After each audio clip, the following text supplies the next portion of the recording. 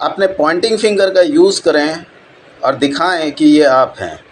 अगर आपने Poynting finger को यहाँ रखा है ये बताने के लिए कि ये आप हैं, तो मैं कहूँगा ये आपका सर है।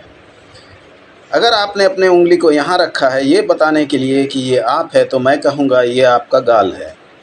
अपने इस उंगली का प्रयोग खुद को दिखाने के लिए कि ये आप हैं, जहाँ कहीं भी इस उंगली को आप रखेंगे वो जगह आपके शरीर का कोई ना कोई हिस्सा होगा।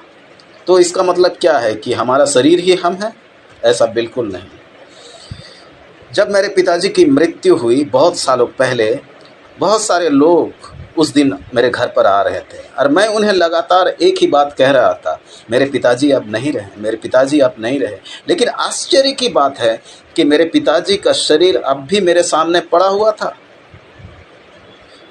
यानी कि deep down in the heart या फिर सबकॉन्शियसली हमको ये मालूम है कि हमारा शरीर और हम दोनों अलग अलग चीज़ें हैं, ये दोनों एक नहीं है। परमेश्वर का वचन ये कहता है बाइबल में कि हम एक आत्मिक प्राणी हैं।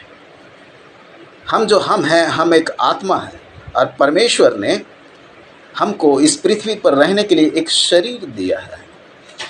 आप अगर चांद पर जाना चाहें तो इस तरीके के कपड़े को पहनकर आप जा नहीं सकते। अगर आप चांद पर जाना चाहते हैं और सस्टेन करना चाहते हैं तो आपको एक स्पेशल सूट पहनना पड़ता है जिसे हम स्पेस सूट कहते हैं। ठीक उसी तरीके से परमेश्वर ने हमको हमारे आत्मा के ऊपर में ये शरीर दिया है और इस शरीर के द्वारा से ही हम खुद को इस दुनिया के सामने व्यक्त करते हैं, प्रकाशित करते हैं।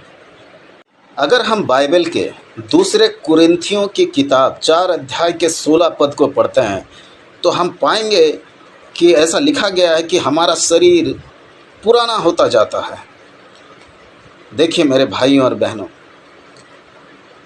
हम अपने जीवन का, अपने दिन का सबसे ज़्यादा ध्यान उस चीज़ को देते हैं जो पुराना होता जा रहा है और एक दिन ये शरीर रूपी कपड़ा फट जाएगा और हमको यहाँ से निकलना होगा।